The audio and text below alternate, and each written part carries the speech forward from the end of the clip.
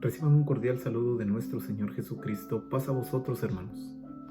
Después de haber estudiado algunas lecciones de escuela sabática en temas anteriores, nuevamente, con la bendición de Dios, vamos a continuar evaluando algunos consejos que el Señor tiene para nuestra vida, esperando sean de bendición para nuestras vidas. Les doy la más cordial bienvenida a este estudio de la palabra de nuestro Dios a través de este medio, conociendo el Evangelio, expuesto por su servidor Alexander Alvarado.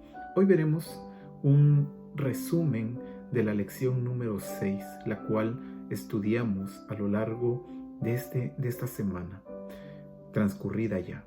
Pero también tomaremos nuestro resumen de la lección número 7, la cual tendremos para analizar y aprender de ella esta semana próxima.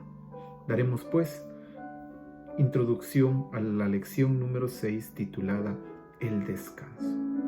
En esta lección titulada El descanso aprendimos que así como el trabajo es indispensable para la vida del ser humano, puesto que fue una institución de parte de nuestro Dios, también el descanso lo es.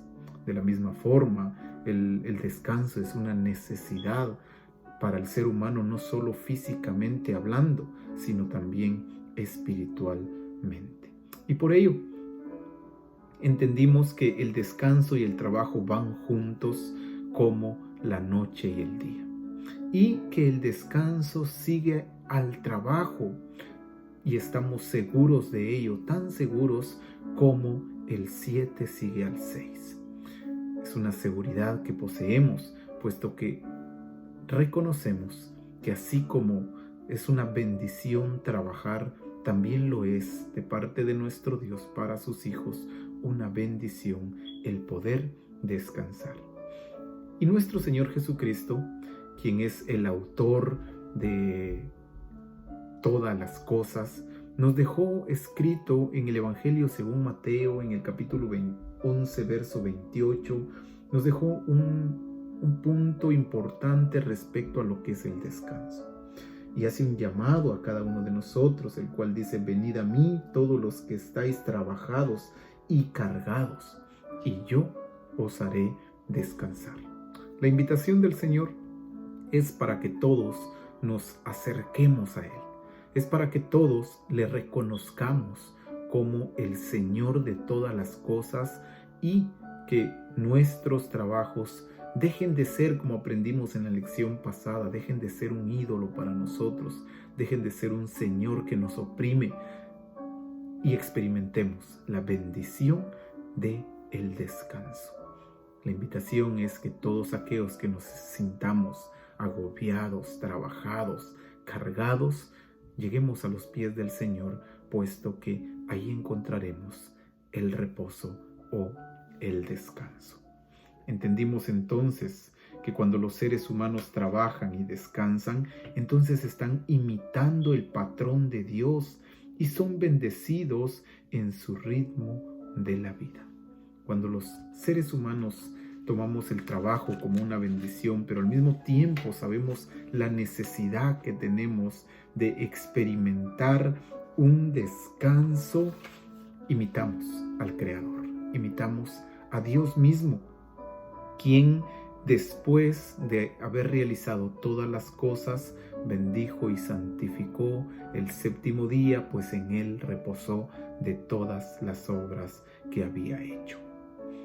Un ejemplo que fue puesto para nosotros, para que reconozcamos que así como el trabajo es una bendición, el descanso continúa a ello. Todas las cosas nuevas es la restauración de la paz, es la restauración del Shalom. Reposo en la paz de Dios, tanto cuerpo, alma y espíritu. Jesús es el reposo y vino a darnos ese descanso. El analizar todas las cosas nuevas, que es nuestra escuela, que venimos aprendiendo acerca de la parte número 4 del Ministerio de la Reconciliación, y nuestra escuela final significa todas las cosas nuevas. Habla que Dios también ha hecho nuevas la restauración de la paz o la restauración del shalom de Dios. Reposo en la paz, o sea, descanso en la paz de Dios.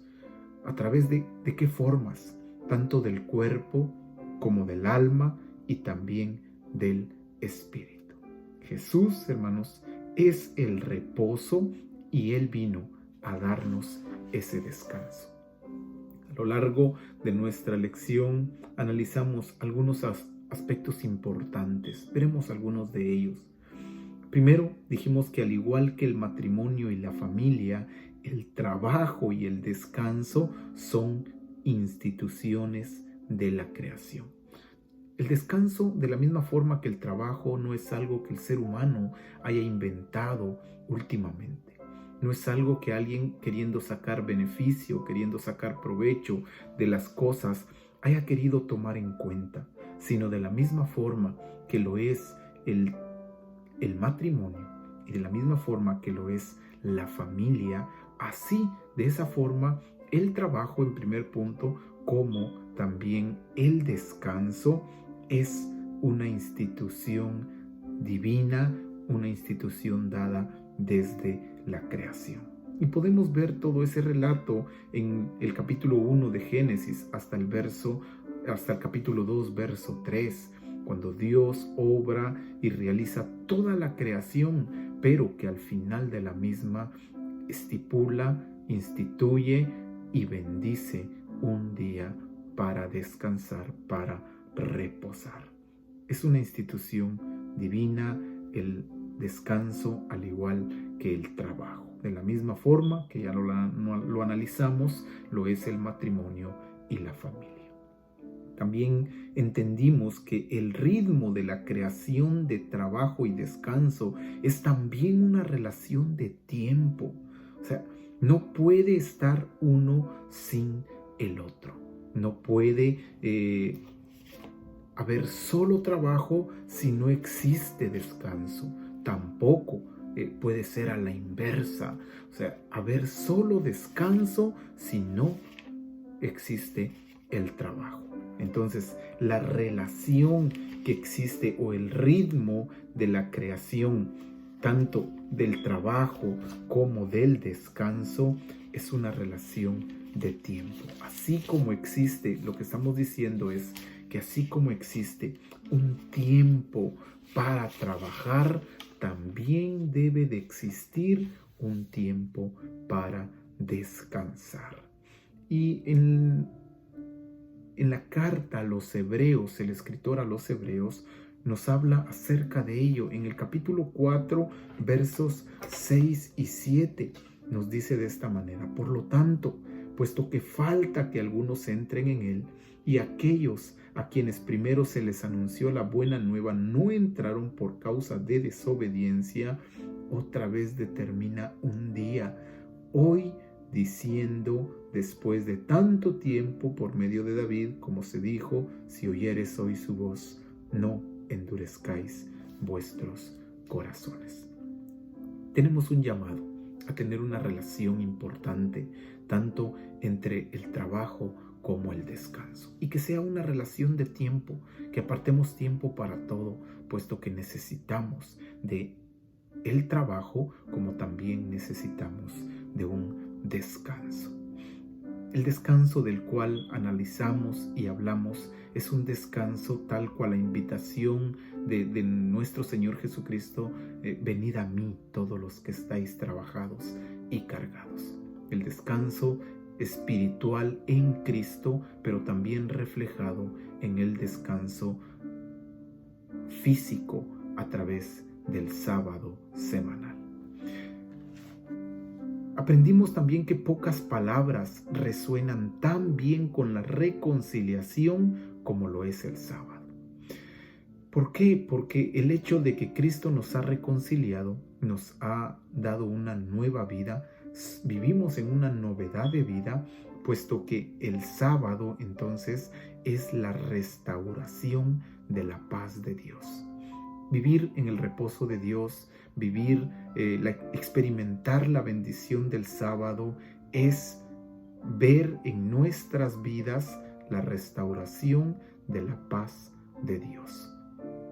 Qué bendición, hermanos, quienes gozamos esa dicha de poder haber entrado en el reposo del Señor, haber conocido a Dios mismo y haber conocido la reconciliación a través de nuestro Señor Jesucristo y poder haber descansado de nuestras obras y poder haber entregado en Él nuestras cargas, puesto en Él nuestro trabajo, nuestra fatiga, nuestra ansia de la vida y recibir de parte de Él un descanso espiritual, pero también gozar de un descanso físico como lo es el sábado. Por eso el sábado o el día de reposo refleja lo que es una relación restaurada o lo que conocemos como la restauración de la paz de nuestro Dios.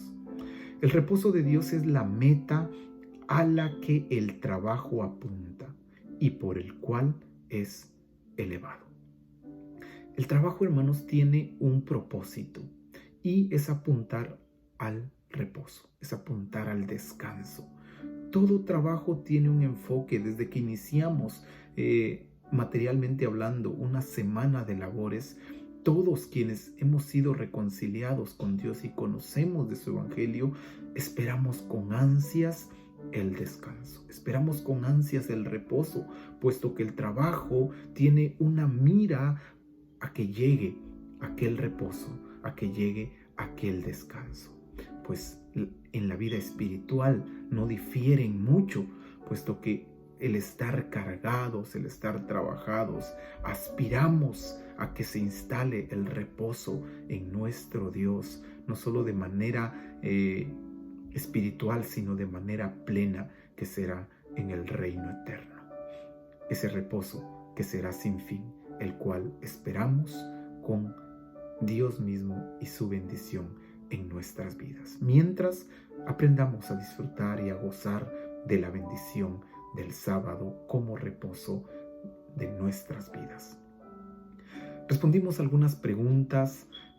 Una de ellas es ¿cómo ilustra a Jesús?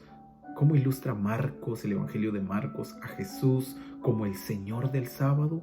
Lo ilustra en varios aspectos, pero en el capítulo 2 del Evangelio de Marcos y su verso 27 y verso 28, es un texto, hermanos, que me gustaría que diéramos lectura, puesto que nos ilustra perfectamente a Dios, a nuestro Señor Jesucristo como el Señor del sábado, diciendo de esta manera, verso 27 y 28 del capítulo 2 de Marcos: también les dijo, el día de reposo fue hecho por causa del hombre, y no el hombre por causa del día de reposo. Por tanto, el Hijo del Hombre es Señor aún del día de reposo.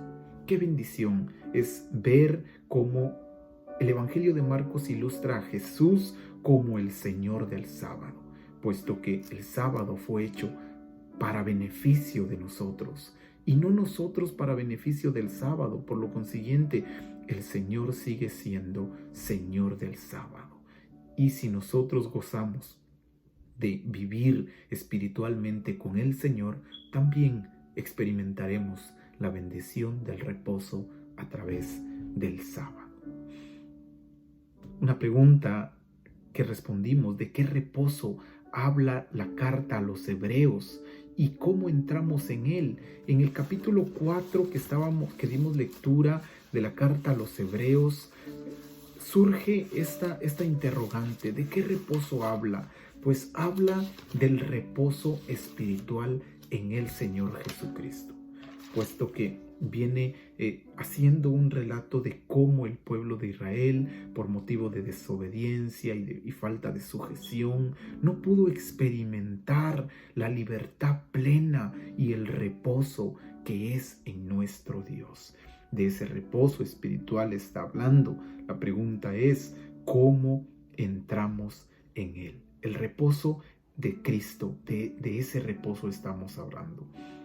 del reposo de Cristo, que es el sábado espiritual, pero que se experimenta y se refleja en el descanso del sábado semanal. Qué bendición, hermanos, poder gozar de ese reposo en Cristo, experimentándolo de una manera más completa a través del descanso semanal. ¿Cómo entramos en él? Quiero que veamos el verso 9 del capítulo 4. El verso 9 dice: por tanto, queda un reposo para el pueblo de Dios. Este reposo, hermanos, que es en Cristo, es a través de este ministerio de la reconciliación, está abierto y disponible para todos. Todos podemos gozar de él. La invitación está para que todos entremos a experimentar el reposo en Cristo. ¿Cómo? Gozando del reposo semanal que es el sábado. ¿Cómo entramos en ese reposo? Entramos mediante la fe. Entramos conociendo nuestras limitaciones, pero también conociendo quién es nuestra meta. En el capítulo 4 y su verso 1 hay un llamado, dice: temamos pues, no sea que permaneciendo aún la promesa de entrar en su reposo, alguno de vosotros parezca no haberlo alcanzado.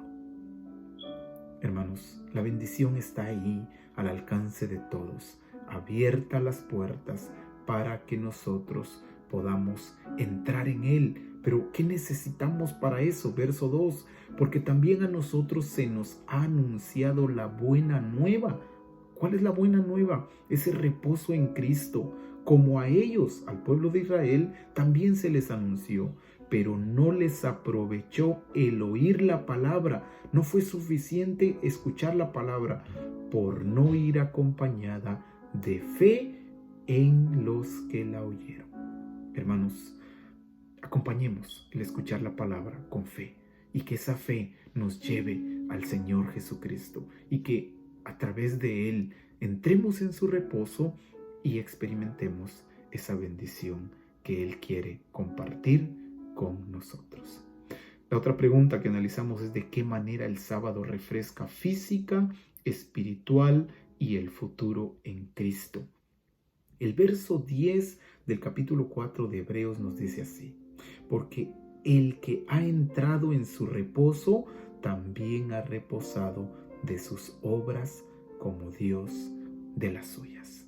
Aquel que ha entrado en su reposo, en el reposo del Señor, también ha reposado de sus obras, tanto espirituales como físicas. Y diremos entonces en las tres perspectivas: ¿de qué manera? Número 1, física, de manera que es el descanso hecho para el ser humano. Es un alivio del trabajo. No todo en la vida es trabajar, trabajar y trabajar. Siempre tiene que haber un reposo, un descanso, pues es necesario para el cuerpo. Físicamente, el sábado experimenta una bendición especial para el ser humano. Espiritualmente, porque es un reflejo de la libertad que Dios nos ha dado del pecado.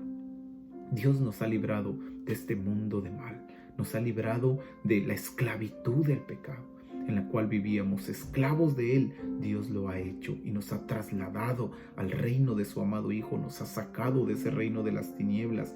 ¿Cómo lo experimentamos? Lo experimentamos gozando de la bendición del sábado, experimentando esa libertad preciosa en nuestras vidas. Y en el futuro, porque el sábado, hermanos, es un prototipo del reposo eterno en la plenitud del reino de nuestro Dios, que es el reino eternal. El sábado es una probadita, es una pequeña probadita de lo que será aquel reposo, que será sin fin, del reino eterno. Y por ello, nuestro Señor Jesucristo hizo esa invitación: venid a mí, todos los que estáis trabajados y cargados, y yo os haré descansar. Las puertas están abiertas. Entremos en ese reposo para que reposemos y experimentemos esa bendición tanto física como espiritual y también con esperanza del reposo eterno. Resumiendo la lección en 4 palabras, diremos que es tiempo de refrescar nuestra vida a través del descanso y gozar de la bendición del sábado. Es el tiempo, hermanos, de que reflejemos nuestra vida a través del descanso y que gocemos de esa bendición del sábado, del reposo semanal de nuestro Dios. Agradezcamos a Dios por la dádiva del sábado. Es un regalo inmerecido, pero que es por la gracia de nuestro Dios. Y también por su restauración en Cristo. Oremos, hermanos, para que podamos entrar en Él más plenamente, para que podamos experimentar plenamente ese reposo al trabajar en esta vida y participar también y anticipar, hermanos, también la próxima o la venidera. Esta semana reflexionemos, hermanos, en cómo nosotros descansamos y cómo es que nosotros estamos siendo renovados a través de ese descanso. Cito y concluyo con lo que Hebreos capítulo 4, verso 11 menciona, y es un llamado para todos. Procuremos, pues, entrar en aquel reposo, para que ninguno caiga en semejante ejemplo de desobediencia.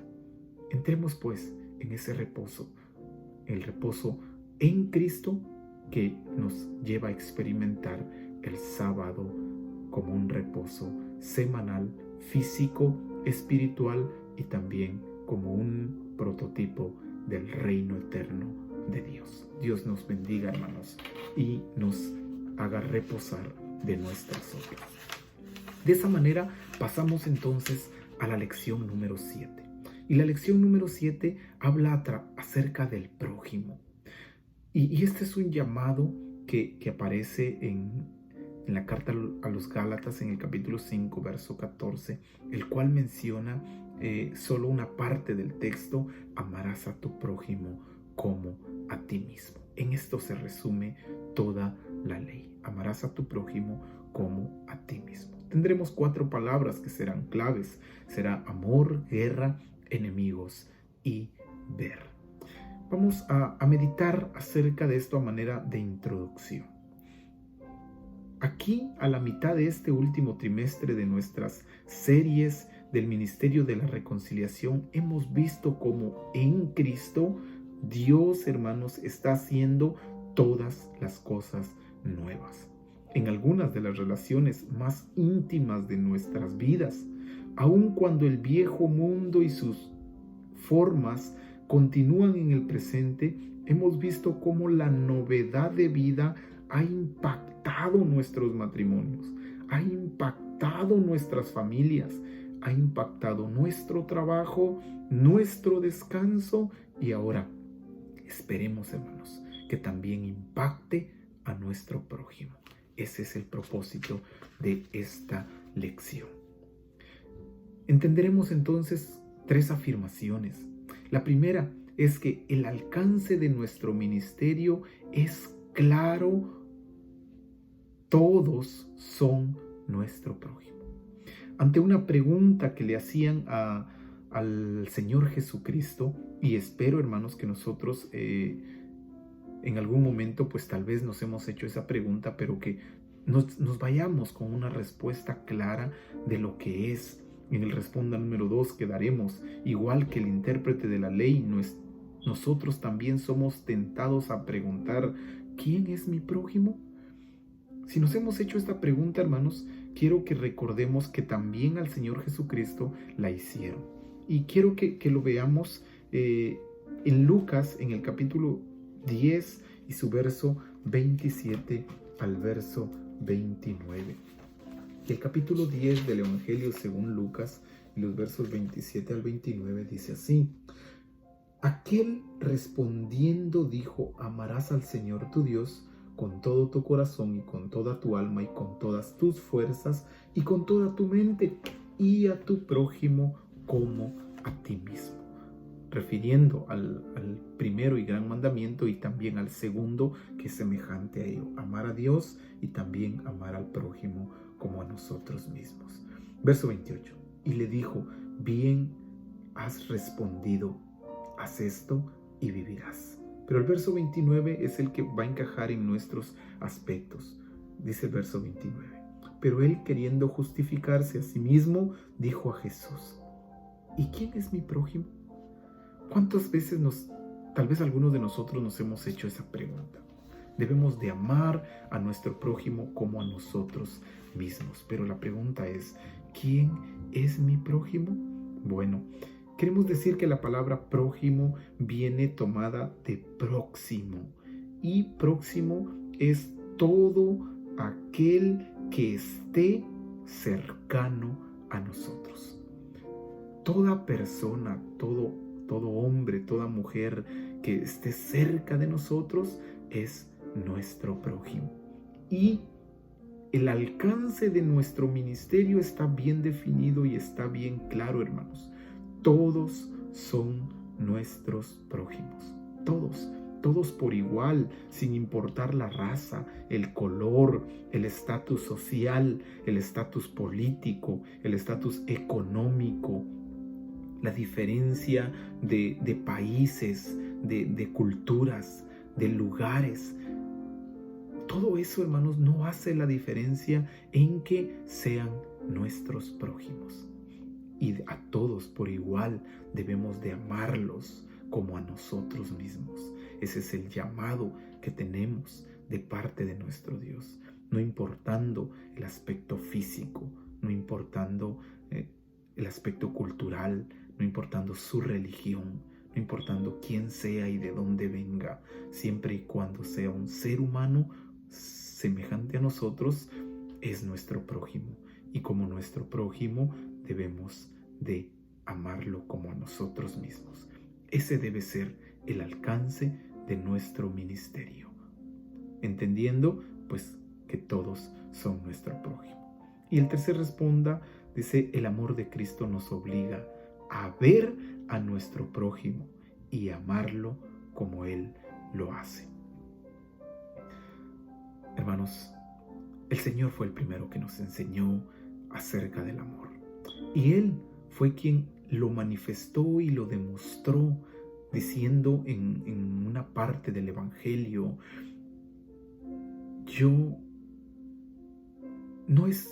mi vida no es tomada, yo la pongo por amor a mis amigos. Y hermanos, Dios, a través de nuestro Señor Jesucristo, manifestó el amor más grande que pueda existir, entregando a su Hijo para salvación nuestra. Entonces, ese amor de Cristo, ese amor incondicional de Dios, en que siendo aún pecadores Cristo murió por nosotros, ese amor de Cristo, ahora que somos nueva creación, ahora que somos una nueva criatura, ese amor de Cristo nos obliga, nos constriñe a ver a nuestro prójimo, y no solo a verlo, nos impulsa y nos obliga a amarlo como Él lo hace. Así como el Señor nos ama, así como el Señor manifestó su amor hacia nosotros, de la misma forma estamos llamados a expresar nuestro amor al prójimo. Amar a nuestro prójimo en un mundo caído equivale a luchar por sus almas. Somos ministros de la reconciliación. Estamos llamados a expandir y a establecer el reino de Dios sobre esta tierra. Amar a nuestro prójimo, hermanos, en este mundo caído es semejante o es igual a luchar por sus almas, a ir por ellos, a experimentar que si el Señor fue por nosotros, a pesar de nuestra condición de vida, y nos rescató, ahora corresponde a nosotros, hermanos, ir por nuestros prójimos, compartir este mensaje de salvación y que Dios obre en sus vidas. Luchemos por las almas de los que están cercanos a nosotros, de toda aquella persona que nos rodee, que podamos experimentar su presencia. Ellos son nuestros prójimos. Responderemos 3 preguntas. La primera, ¿cómo se ve en la práctica amar a los enemigos? Según Romanos 12, 14 al 21. Veremos, hermanos, en la práctica cómo podemos ver o cómo experimentamos practicar amar a nuestros enemigos. En el capítulo 12 de la carta que el apóstol Pablo escribe a los romanos y sus versos 14 al 21. Es un relato muy conocido y que es de de un llamado fuerte para nosotros. El texto dice así: bendecid a los que os persiguen, bendecid y no maldigáis, gozaos con los que gozan, llorad con los que lloran, unánimes entre vosotros, no altivos, sino asociados con los humildes. No seáis sabios en vuestra propia opinión, no paguéis a nadie mal por mal, procurad lo bueno delante de Dios y de los hombres. Si es posible, en cuanto dependa de vosotros, estad en paz con todos los hombres. No os venguéis vosotros mismos, amados míos, sino dejad lugar a la ira de Dios, porque escrito está: mía es la venganza, yo pagaré, dice el Señor. Así que, si tu enemigo tuviere hambre, dale de comer; si tuviere sed, dale de beber, pues haciendo esto, ascuas de fuego amontonarás sobre su cabeza. Y el llamado final: no seáis vencido de lo malo, sino vence con el bien el mal. ¿Cómo se ve en la práctica entonces amar a los enemigos? Número 1, haciendo todo lo contrario a lo que el mundo nos enseña. ¿Y cómo es eso? Número 1, bendiciendo en lugar de maldecir. Número 2, compartiendo los sentimientos con los demás. Si es de alegría, compartamos esa alegría. Si es de tristeza, hermanos, compartamos también esa tristeza. Número 3, vivamos unidos. La unidad, la comunión, el trabajo en equipo, eso es lo que impulsa a nuestros prójimos a buscar a Dios. Número 4, procurando lo bueno. Procuremos verle el bien a los demás y no lo contrario, no les procuremos el mal. Lejos esté de nosotros tramar cosas malas ante las demás personas. Procuremos verles el bien. Número 5, viviendo en paz. La vida, nosotros, hermanos, somos pacificadores, puesto que Dios ha puesto paz en nosotros. Vivamos esa paz, vivamos en tranquilidad unos con otros. Número 6, dejando a Dios la venganza. La venganza no es nuestra. Aprendamos eso. No estamos aquí para vengarnos. La venganza es de Dios. Él dará el pago, así dice el Señor. Y por último, la práctica se ve venciendo con el bien el mal. Con nuestros buenos actos venzamos el mal, hermanos. Y que de esa manera manifestemos el amor que tenemos para nuestros hermanos, nuestro prójimo. Pregunta número 2. ¿Cómo se libra una guerra espiritual? ¿Cómo se libra una guerra espiritual basado en lo que el apóstol Pablo escribe en la segunda carta a los Corintios, en el capítulo 10 y su verso 1 al 7? Diremos entonces que las guerras espirituales no son guerras carnales. ¿Cómo se libra entonces? No peleando según la carne. El verso 3 dice: pues aunque andamos en la carne, no militamos según la carne. Nuestra batalla, nuestra lucha no es contra carne y sangre. No militamos con armas carnales. No peleamos según la carne. Número 2, ¿cómo se libra una guerra espiritual? El verso 4 nos dice así: porque las armas de nuestra milicia no son carnales, sino poderosas en Dios para la destrucción de fortalezas. ¿Cómo libramos una guerra espiritual? No teniendo armas carnales, sino teniendo armas espirituales, armas que son poderosas en Dios. ¿Cómo más? Derribando argumentos y llevando cautivos los pensamientos. Esto lo menciona el verso 5, derribando argumentos y toda altivez que se levanta contra el conocimiento de Dios y llevando cautivo todo pensamiento a la obediencia a Cristo. Cautivemos ese pensamiento, los pensamientos equivocados, erróneos, pongámoslos en los caminos del Señor y que sean buenos pensamientos para los demás y no malos. Así libramos una guerra espiritual. Siguiente punto, ¿cómo lo hacemos? Siendo prontos para castigar la desobediencia. El verso 6 nos hace un llamado, estando prontos para castigar toda desobediencia, cuando vuestra obediencia sea perfecta. Hermanos, no debemos aceptar el pecado como tal. Dios aborrece el pecado, pero eso no quiere decir que aborrezcamos a las personas. Aborrecemos el pecado, pero según el ejemplo de Dios, debemos de amar al pecador, pero aborrecer el pecado. Estemos prontos entonces a castigar la desobediencia, no para expulsar al hermano, sino para restituirle. Y por último, siendo de Cristo. El verso 7, mirad las cosas según la apariencia.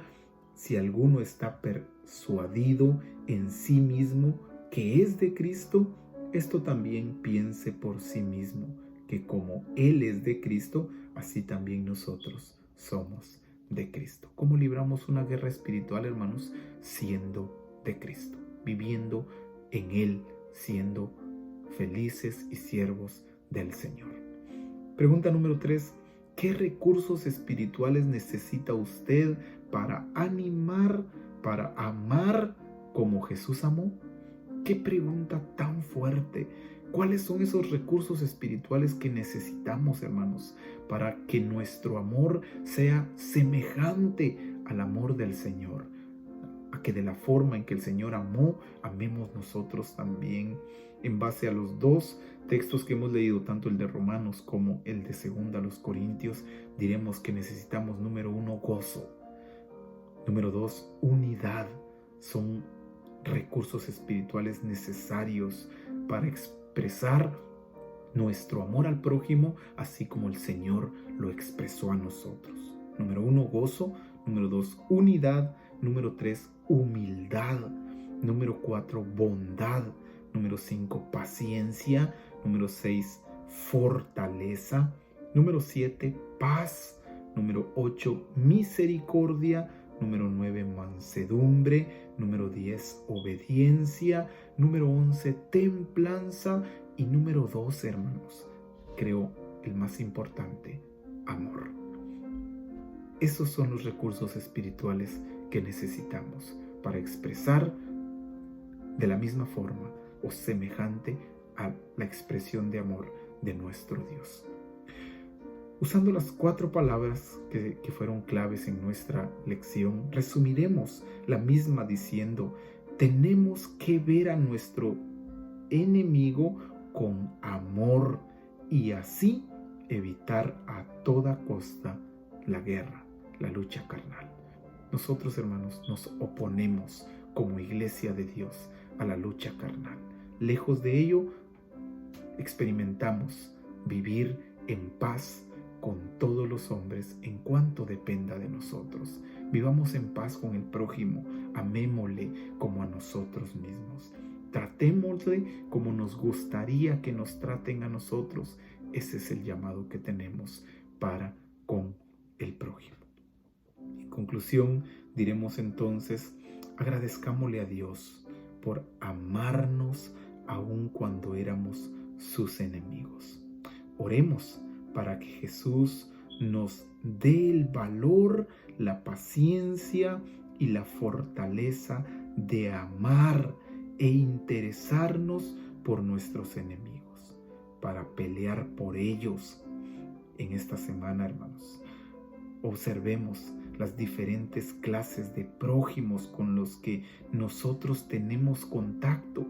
Hay diferentes personas, todas son diferentes, nadie es exactamente igual.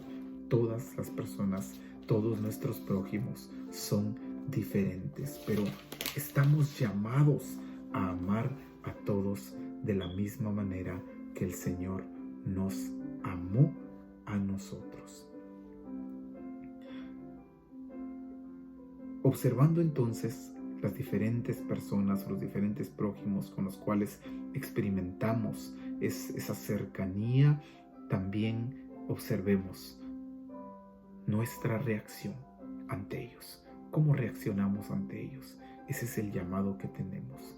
Esperemos, hermanos, que con la ayuda de Dios podamos cumplir el segundo gran mandamiento, que es semejante al primero. El primero es amar a Dios con todo nuestro ser, pero el segundo es semejante a ese primero y es amar al prójimo como a nosotros mismos. Y en estos dos mandamientos está resumida toda la ley. En estos dos mandamientos está resumido todo. Por ello me despido, hermanos, diciendo que, dando lectura a dos textos de los que leímos en la carta a los Romanos. El verso 18: si es posible, en cuanto dependa de vosotros, estad en paz con todos los hombres. En cuanto esté en nuestras manos, hermanos, estemos en paz, vivamos en paz, manifestemos la paz en nuestras relaciones con el prójimo. Y el otro es el verso 21, un llamado grande para nuestras vidas. No seáis vencidos de lo malo, sino vence con el bien el mal.